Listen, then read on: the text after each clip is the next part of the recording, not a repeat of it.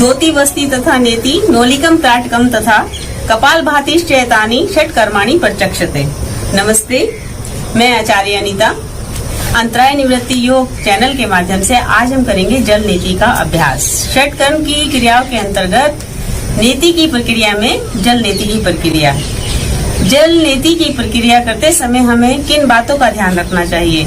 जल नीति की क्रिया करने के लिए हमें पहले अच्छे स्थान का चयन करना चाहिए जो स्वच्छ हो, और जल नीति की क्रिया के लिए हमें जल चाहिए, जल शुद्ध होना चाहिए और एक पात्र होना चाहिए। इस प्रकार से पात्र हो, ये प्लास्टिक का भी हो सकता है, तांबे का भी हो सकता है और पीतल का भी हो सकता है। लेकिन इस पात्र को लेते समय हमें ध्यान रखना चाहिए कि इसका जो आगे का सिरा है वह चुभने वाला ना हो। दूसरा, हमें जल के अंदर नमक डालना है। नमक कैसा होना चाहिए? सेंधा नमक डालना चाहिए जो सर्वश्रेष्ठ बताया गया है। और अगर वो उपलब्ध नहीं है तो हम सादा नमक भी इसमें डाल सकते हैं। इसके बैठने की क्या स्थिति होनी चाहिए या किस स्थिति में हमें इसको करना चाहिए? इसके लिए हमें काग आसन श्रेष्ठ स्थिति बताई गई है। लेकिन जिनके घुटनों में दर्द है, बैठने में असुविधा है, वे इसको कुर्सी पर बैठ के कर सकते हैं, स्टूल पर बैठकर कर सकते हैं। और खड़े होकर इसलिए नहीं करना चाहिए कि हमारा संतुलन बिगड़ सकता है। यदि संतुलन बिगड़ गया तो जल हमारा इधर उधर गया तो उससे हमें असुविधा हो सकती है। जल नीति की क्रिया करते समय हमें प्रातःकाल खाली पेट करनी चाहिए जो हमारे लिए लाभकारी है। जितनी भी शुद्धि की क्रियाएं हैं प्रातःकाल हम करते हैं तो उसका हमें पूर्ण लाभ मिलता है। जल नीति की क्रिया हमें अनेकानेक लाभ देने वाली क्रिया है। जो हमारे स्कंध से ऊपर के भाग हैं, उदान प्राण जिसे हम योग की भाषा में कहते हैं, 5 प्राणों में से एक प्राण है उदान प्राण, उसकी शुद्धि करता है। उदान प्राण के अंतर्गत आंख, नाक, कान, दांत ये सभी भाग आ जाते हैं और हमारे कपाल की भी शुद्धि होती है।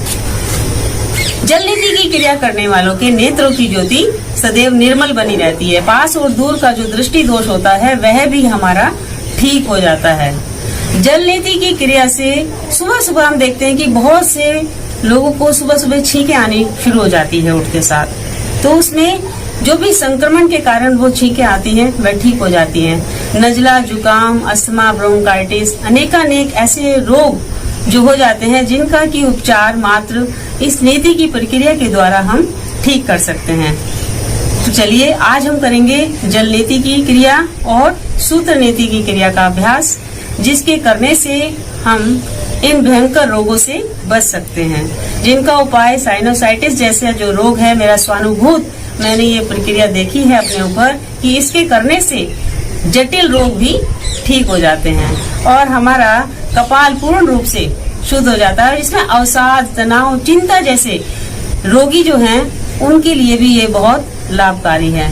तो आज मैं अपने वंदनीय श्रद्धेय गुरुदेव, जिनको अनेकानेक शास्त्रों का भी ज्ञान है और व्याकरण, संस्कृत, आयुर्वेद के विद्वान डॉक्टर विष्णुकांत शुक्ल जी, जिन्होंने मेरा मार्गदर्शन किया कि किस स्थिति में बैठते हुए हमें इस क्रिया को करना चाहिए और कैसा जल होना चाहिए, कौन सा नमक होना चाहिए, उनके बताए हुए मार्गदर्शन के अनुसार आज मैं कर रही हूँ आपके सामने जल नीति की क्रिया का अभ्यास। तो उसके लिए हम बैठ जाएंगे कागासन की स्थिति में। इस प्रकार से बैठ जाएं, पात्र लेंगे और पात्र में हम पानी अपने शरीर के तापक्रम के अनुसार रखेंगे, जैसे कि मैंने इसमें रखा हुआ है और इसमें सेंधा नमक मिलाया हुआ है।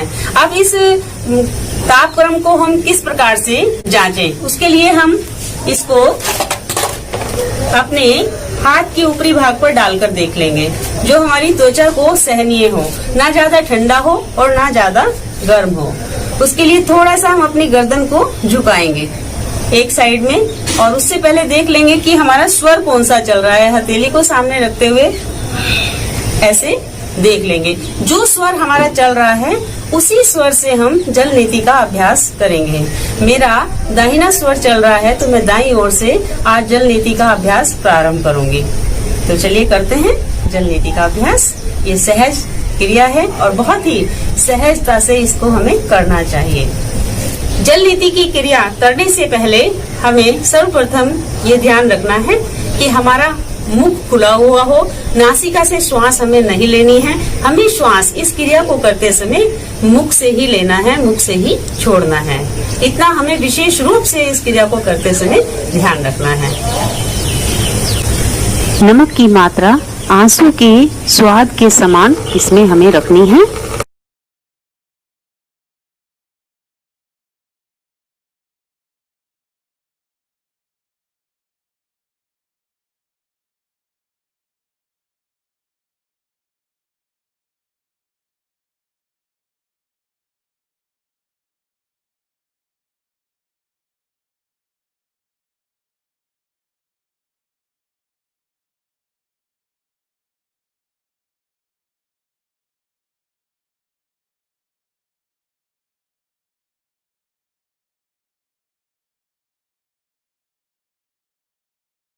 जल नीति का अभ्यास करने के पश्चात हम व्युत्क्रम कपाल भाती करके इस जल को निकाल देंगे। जो हमारे दाएं बाएं रह जाता है उसको हम निकाल देंगे।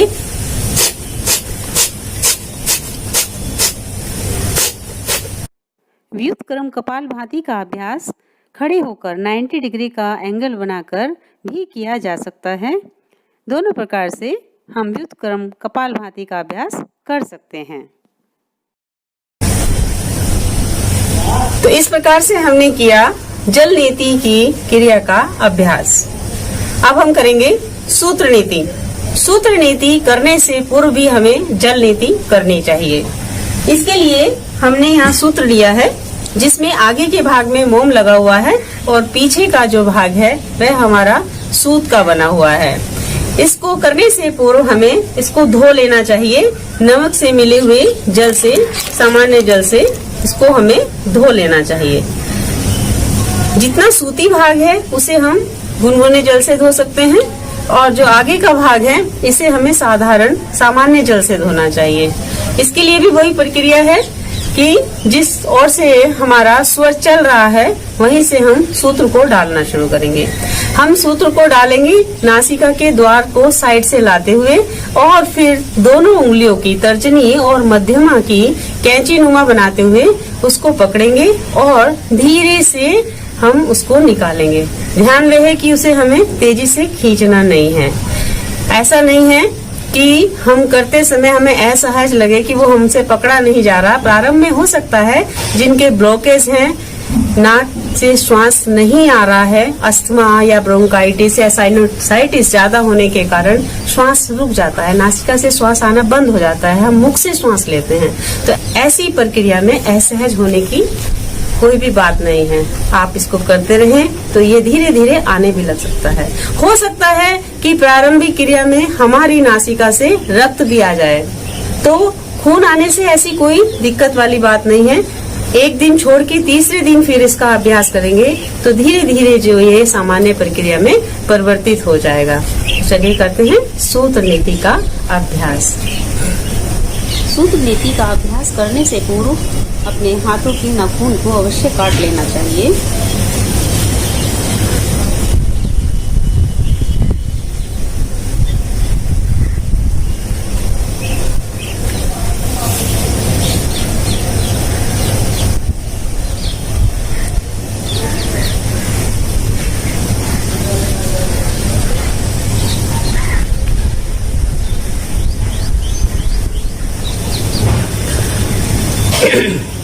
फिर इसको करने के पश्चात हम शुद्ध जल से अपने सूत्र को धो देंगे और सूत्र को धोने के पश्चात पुनः हम दूसरे द्वार से इसकी प्रक्रिया को दोहराएंगे।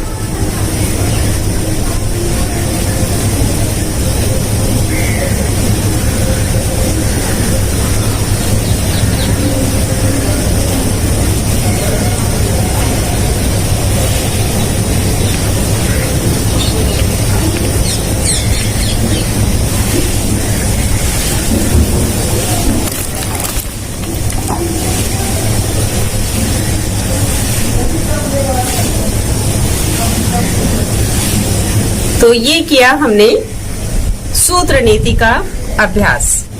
सूत्र नीति के लिए विशेष ये ध्यान रखना चाहिए कि हमारा सूत्र जो है उसको करने के पश्चात हमें स्वच्छ जल से धो देना चाहिए और धोने के पश्चात उसे स्वच्छ वस्त्र पर डालकर उसको सुखाना चाहिए और उसके ऊपर भी एक वस्त्र बारीक सा डाल देना चाहिए। उसके ऊपर किसी भी प्रकार का धूल मिट्टी कण ना बैठे या मक्खी कोई भी उस पर विषैला ऐसा तत्व ना बैठ सके, तो उसकी शुद्धता का भी हमें पूरा ध्यान रखना चाहिए। सूत्र नीति की क्रिया करने के पश्चात भी हमें जल नीति का अभ्यास करना चाहिए, इसलिए कि जो नासिका द्वार से सूत्र बाहर निकला है उससे जो भी अंदर उसका प्रभाव है उसे हम नॉर्मल कर सके।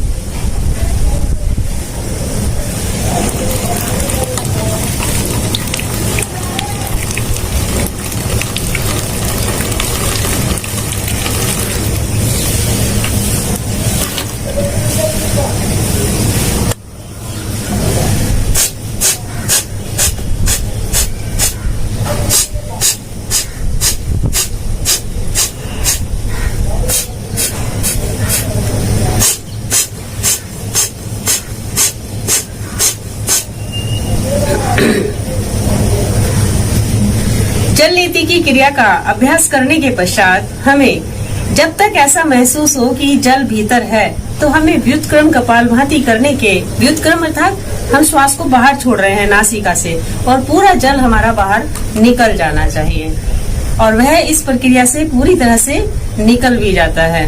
एक दो दिन जब हम शुरू में जल नीति का अभ्यास करते हैं, सूत्र नीति का अभ्यास करते हैं, तो ऐसा लगता है कि जैसे हमें जुकाम ना होने पर भी हो गया।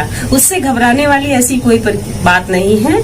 आप जब इसका अभ्यास करेंगे नियमित रूप से और इसका अभ्यास करने से आप पाएंगे कि आपका जो उदान प्राण है, नाक, कान, गला, आंख, सभी कपाल सब शुद्ध हो गए हैं और इससे हमारा स्वर यंत्र, हमारी नासिका, हमारी सूंघने की शक्ति, हमारी देखने की शक्ति और हमारा पिट्यूटरी ग्लैंड, हमारी कपाल की जो स्मरण शक्ति है, मनन शक्ति है, ध्यान शक्ति है, वो भी बढ़ती है। तो आज हमने किया जल नीति और सूत्र नीति का अभ्यास। आप करते रहिए योग। और इसका मैंने पूर्व में भी कहा है कि कुशल गुरु के मार्गदर्शन में ही इन अभ्यास को किया जाना चाहिए। आप योग करते रहिए, स्वस्थ रहिए, प्रसन्न रहिए। हरिओम।